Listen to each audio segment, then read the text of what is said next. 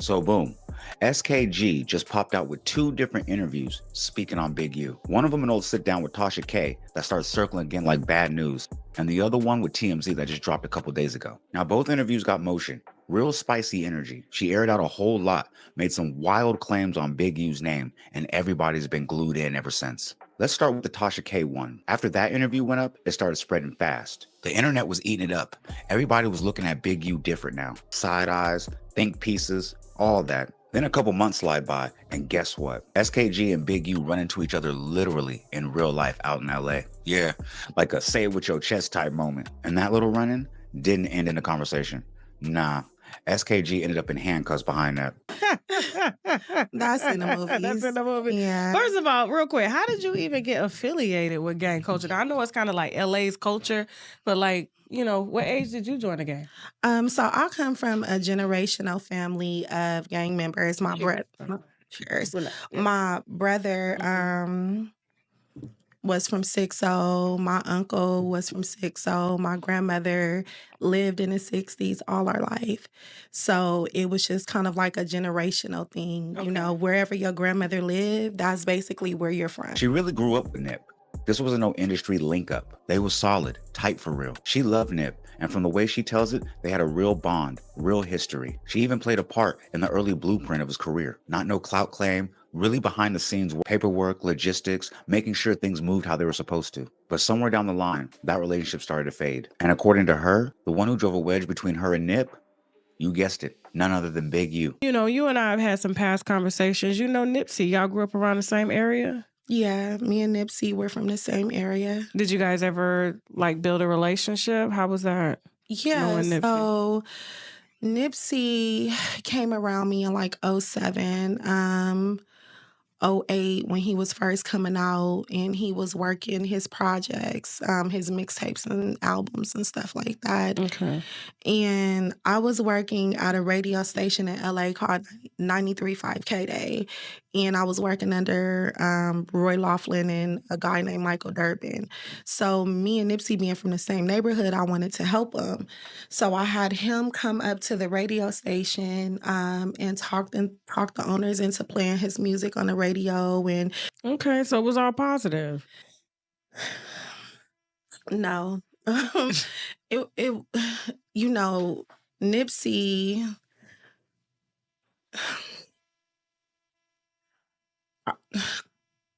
If it would have just been me and Nipsey without outside influences, it would have stayed positive. All right, here's where the train derailed. So look, SKG is from 60s. She got ties to both Nip and Big U, but her bond with Nip was deeper. Now at this point in her life, she's got a corporate gig. Yup, she done elevated, button-ups, boardrooms, all that. But here's the thing, I done seen this play out too many times. Somebody from the trenches ends up in a corporate seat, and they end up bringing hood politics into the glass building. That's where she fumbled the play. She's sitting high up in this LA-based organization that's trying to do something positive for the community. You know, community outreach, PR vibes. So she does what makes sense to her. She calls on 2 names that she knows the streets are going to listen to, Nipsey Hustle and Big U. But man, that move aged like milk in the sun, because next thing you know, everything goes left. And not just regular left. Big U Rico-style indictment type left. Like you could have guessed the ending if you read the fine print in any of Big U's old paperwork. It turned out exactly how you'd expect it to when you mix corporate level funding with street level chess moves. So what happened, I guess, between you and Nipsey that caused, I guess, your relationship to go from a positive one to you pushing this music to a negative one? So Nipsey at the time was working with Big U. And so we were all working together. And I bought Big U and Nipsey and everybody up to K-Day. Like I said, I was on a salary job, so I was in charge of large accounts. I was in charge of putting large projects together. Okay. And I put this event together called the Dream House. And what the Dream House is, little kids will write down, when I grow up, I dream to be a firefighter. And then we put their dreams all over the walls of the house, and we was going to turn it into a community center. So we had Albertsons agree to put up $250,000. Man, this part low-key hurt to hear. I feel for her. Like, I really do. My heart goes out to her. But we're not gonna skip past accountability just because the story's sad. Nah, bruh.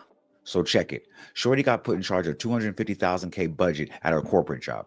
Big move. And not only that, somebody else in the building matched it. So boom, now she's got $500,000 to play with. And let's be real, half a ticket is some serious pressure and power. Now here's where I think her brain glitched. Instead of moving smart, thinking long term, she defaulted back to the block. First thing on her mind, let me call somebody from the hood to run this. Not somebody with credentials. Not somebody with clean paperwork. Nah, she looked at that $500,000 and thought Big U? But not just Big U. Big U's company, Developing Options. You know, the one the feds labeled a full-blown scam in the RICO paperwork? Yeah, that Developing Options. According to the paperwork, not me, but the Alphabet Boys and maybe some of the snitches. Big U been funneling money from the company into his personal account like it was a side hustle with no receipts. And it gets worse. Back in 2019, when he supposedly got $100,000 from NBA players, the whole thing went directly into his personal account. It didn't touch no outreach, no program, or no community. Straight in his pocket like it was Cash App Friday. And that's the company she was ready to stake her corporate career on. Like she was really going to hand over $500,000 to Big U and Developing Options. A company that, according to the feds, might as well be renamed Deposit Directly in My Account Inc. Like I said earlier, I ain't judging, but somebody gotta make it make sense to me. So my boss, Roy Laughlin, at the time was showing me how to structure everything because he was going to match money. I bought in Nipsey, I bought in Big U to be a part of the project, and Big U was having his organization at the time. So I told them that, we were going to put the money first into Big U's organization. Bruh, I'm still shaking my head thinking about this. Picture Big U hearing about this $500,000 play. I could bet his eyes started turning into the dollar signs like the cartoon villains in Looney Tunes. Half a ticket falling into his lap? That's not a win. That's a jackpot. Big U probably sitting back at his house like, man, I definitely deserve all this money coming my way with all the good works I've been doing. Won't he do it? Won't he do it? Bruh, you already know the vibes. That type of money feeds the streets and funds the designer parade. Everybody getting Gucci belts and Amiri jeans. Whole hood looking like a rap video. Grandma getting her porch redone. All the little homies got studio time for songs that'll never drop. You know, those type of thoughts. But here's the twist. Right when SKG was about to hit send on that $500,000 to Developing Options, something clicked. She seen the light. That let me not ruin my life for nostalgia moment kicked in. She realized real quick, this ain't it. She wanted to pull back, pivot, and reroute the funds somewhere else. But here's the thing. You ever try to snatch food out of a pit bull's mouth? Yeah, that's what it's like trying to take $250,000 out of Big U's hands, especially when he already counted it mentally. So what'd he do? Big U pulls up to her job. Not a phone call, not a meeting. Showed up in person. That pull up and act a fool type energy. Caused a whole scene. Embarrassed her in front of her coworkers. Probably even had some coworkers peeking from the blinds like an episode of Power. Big U ain't go down quiet. Nah, he raised hell. Throughout that, me and Big U start getting into it. We start having conflicts. We decided in the middle of the conflicts that we wasn't going to work together anymore. Okay. So with that being said, I was moving that money to another organization. When he found out I was moving the money to another organization, he came into the meeting that I had at my job and disrupted the whole meeting, threatened me in the meeting, disrespected me in the meeting. When he did that, my colleagues, this is a corporate establishment. It's not a hood environment. It's not a trap house. This is my job, my salary job, and I brought you to the table. But you're coming in here and you're trying to bogart and knock me out the way when I brought you in. See, this is the part that really gets under my skin. Bruh, this is a corporate environment. This ain't the spot to bring the homies, your play cousins from the block, your day ones that still got cases open. This ain't that. You're in rooms with serious people. Suits, contractors, compliance officers, folks that panic if somebody shows up without an ID badge. And you thought it was a good idea to slide your gang homeboys into a $500,000 corporate project. What did you think was gonna happen? Now, I don't know if she's got a heart of gold or just wanted to give back to the section in the worst possible way. But even Ray Charles could have seen this was headed for disaster, blindfolded in a storm with broken brakes. Some things just don't mix, like oil and water or Big U with a $500,000 budget. Throughout that, me and Big U start getting into it. We start having conflicts. We decided in the middle of the conflicts that we wasn't going to work together anymore. Okay. So with that being said, I was moving that money to another organization. When he found out I was moving the money to another organization, he came into the meeting that I had at my job and disrupted the whole meeting, threatened me in the meeting, disrespected me in the meeting. When he did that, my colleagues, this is a corporate establishment. It's not a hood environment. It's not a trap house. This is my job, my salary job, and I brought you to the table. But you're coming in here and you're trying to bogart and knock me out the way when I brought you in. All right, now this is where the vibe shifts heavy. Before I even go further, let me keep it respectful. Rest in peace to Nip. He not here to speak for himself, so I ain't gonna throw nothing on his name that ain't solid. Now, SKG did say what she said, but to be clear, Nip always denied being involved in any of that foul play she claimed happened to her. Anytime the situation got brought up, he stood on it, said he had nothing to do with it, didn't co-sign nothing, and wasn't moving on no snake vibes. So before we move forward, I'm just letting that be known, out of respect, out of balance. Now let's keep it pushing. So here's where SKG really starts pointing fingers. She claims Nip and Big U were in cahoots. They had something lined up behind the scenes. According to her, Nipsey was the one that hit her up and told her to slide through to Sloss and Tees.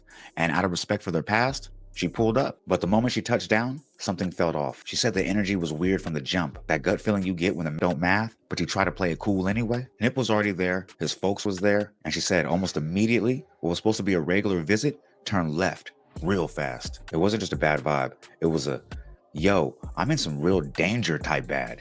This went on for probably like 5 days. So this one particular day, he called me. He was like, sis, come through. But he was very persistent. But I'm thinking it's just for the posters.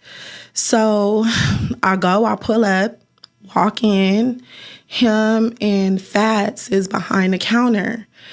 And I'm like, what's up, bro? And I'm talking to him. And as I'm talking to him, I get this eerie feeling. And then I hear a slam, clack, clack.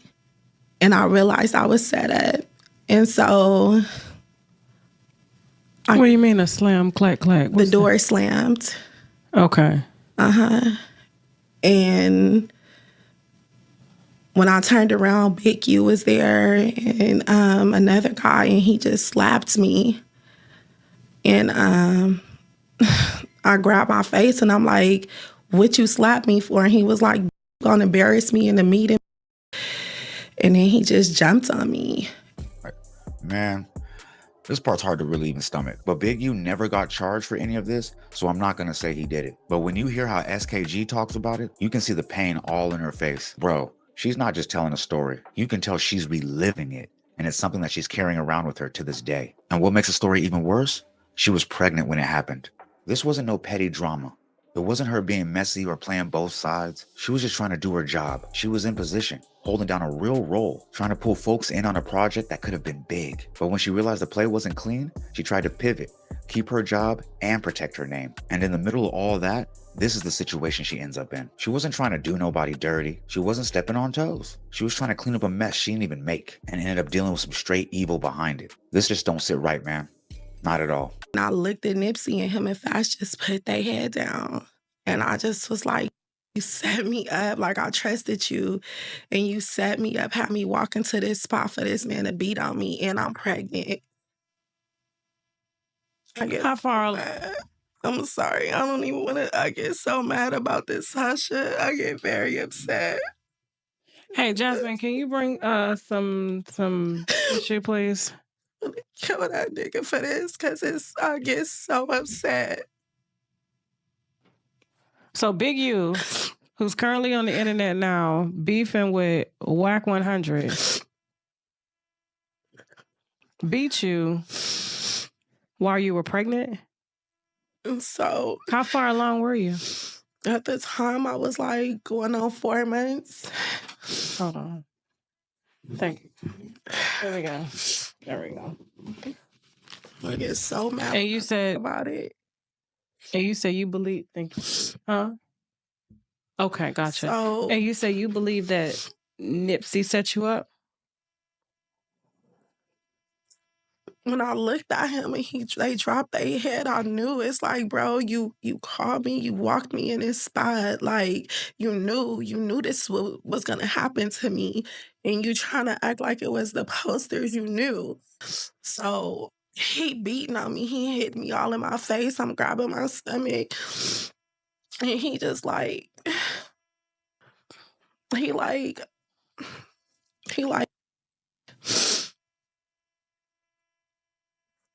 nigga, he hit me in my face. And then he pick up the phone. He like, she about to get DP'd. This about to get DP'd. Call the homegirls to DP her. What is DP'd? I don't know what that. Boom. So let's break this down real quick. DP just means discipline. It's a hood version of letting you know you out of pocket and you gotta feel it. Usually it's when somebody does something foul and makes a set look weak or violates the code. But here's the thing. She wasn't on no grimy timing. She was at work at her job. She had a legit contract she was responsible for, and her job was to find somebody to run it. This was for the kids, the community, a real opportunity, not no side hustle for the homies. She wasn't trying to step on nobody's toes. She was just trying to keep her position solid, move up in the company, and handle her business. Cause let's be real, if she gave that contract to somebody just because they from the hood and they fumbled that bag, it's over for her. Not just that job, any job like that ever again, because her resume is torched. And what she get for moving smart? She got DP'd, straight up jumped, caught hands, just for trying to move right and like a grown woman trying to elevate in life. And that's why folks outside of the street politics be asking the real question. What's the actual benefit of being in a gang? Because from the outside looking in, it don't look like support. It looked like you signed up for extra headaches, extra drama, and somebody holding you back anytime you try to level up. You could be in a boardroom, suit on, and for some reason you still have to answer to some dude from your block who has nothing to do with your job. You gotta be more loyal to the hood than to the place where you get your paycheck? Make that make sense. And then she broke down, and I felt that. I really did, because you could hear in her voice, like, she just wanted to win. She even mentioned some other times that Big U stepped in on some controlling-ish. Apparently her company wanted to set something up with the game, right? Line up a cool little situation, and then Big U came and stepped all over it. Why? Who knows? But he made sure it didn't happen. And that's just another example of how deep the manipulation was. The girls was on their way, and then I just went crazy. I'm like, nigga, you gonna put your hands on me because I want to be something, because I want to amount to something, because you can't bully me, because you can't extort me. Like, nigga, I done watched my mother smoke crack. I done been in these streets going to crack houses with my mama. Like, I done did, I've been through so much with y'all, and you gonna put your hands on me for what? Because I moved the money, because you're trying to bully me to my job. This is my job. You wouldn't even have this plug if it wasn't for me. I gave you a plug at my job. I opened up my job door to you. I put you in front of millionaires and billionaires. I wanted to do a radio thing with Game and with his manager at the time, Magic. He stopped that whole play talking about don't let no slob niggas win. So I didn't even do the play with them, because in my mind, I want to fit in. I want to be a part of something. So if I think I'm a part of a gang and I'm doing what this man say, I'm feeling accepted. Like, okay, I'm going to listen to him. That's manipulation. Bruh, choosing the gang over a gig that pays your bills might be the dumbest move I done seen in 2025. I get the loyalty, I really do. But me jeopardizing a 401k for homies that barely text back? Nah, I ain't doing it. Let me ask y'all a question. If the hood's calling and your paycheck is dropping the same day, which one you picking up first? I mean, it don't take a genius. It's not rocket science. I mean, it shouldn't be at least. But here's where it gets spicy. After she went public, after she put all that out there, SKG and Big U end up in the same spot. Not no phone call, not no FaceTime, not no indirect shade, face-to-face energy. And of course, it don't go smooth. It goes exactly how you'd expect it to go when two people with that much tension enter a room and lock eyes. Next thing you know, she's in handcuffs, the whole situation goes left, and she ends up paying for it again. You put your hands on me? Did you put your hands on me? Never even seen you. You bully? You's a bully. I think you're bullying. Put your hands on me? Niggas a bully. Did you lock me in the spot? I think you're bullying right now. No, did you lock me in the spot? I think you're. Can you call the police? Yeah, call the police. Call them. You need to watch him press charges for what you did. What's going on here? You see that? Yeah, did you lock me in the spot? We don't like inside the hotel. You think you guys know? Did you put your hands? Did you try to blackball me? I think you're meant for it. Bully? Did you? Did you?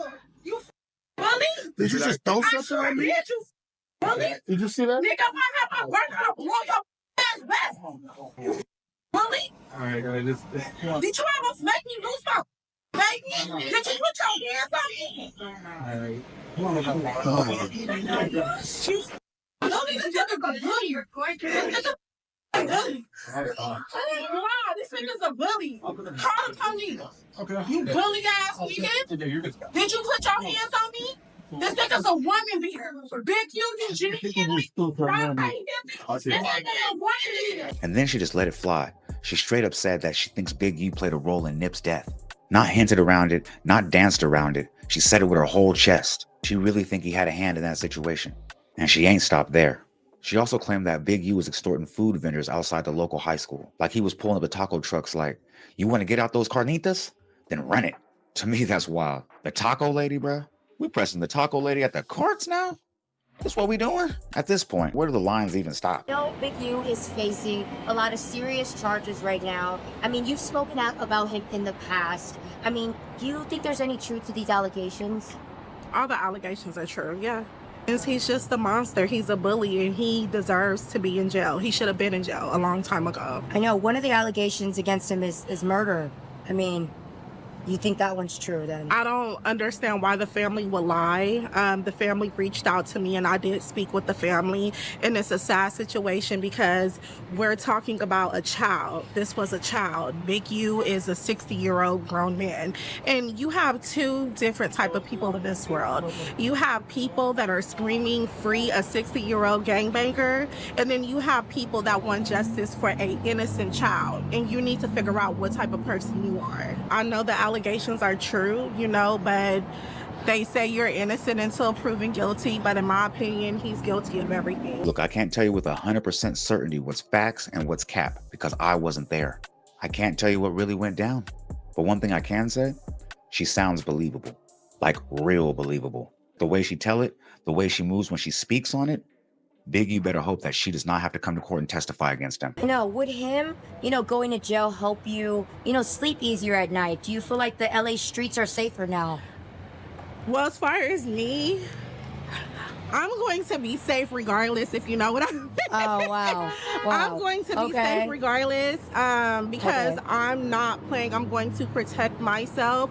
But I definitely feel like a lot of people, they're happy. I've had a lot of people reach out to me and they're like, we are so happy that he went to jail. I mean, this morning someone reached out to me and told me that he was extorting the food vendors. And I'm like, what? They were like, yes, he was extorting the food vendors at Crenshaw High. And I'm like, God damn, like he just extorted the whole city. So yeah, I think a lot of people are happy. I know. There's talk about Big U that he was involved in Nipsey Hussle's death. I mean, have you seen any proof that would confirm that?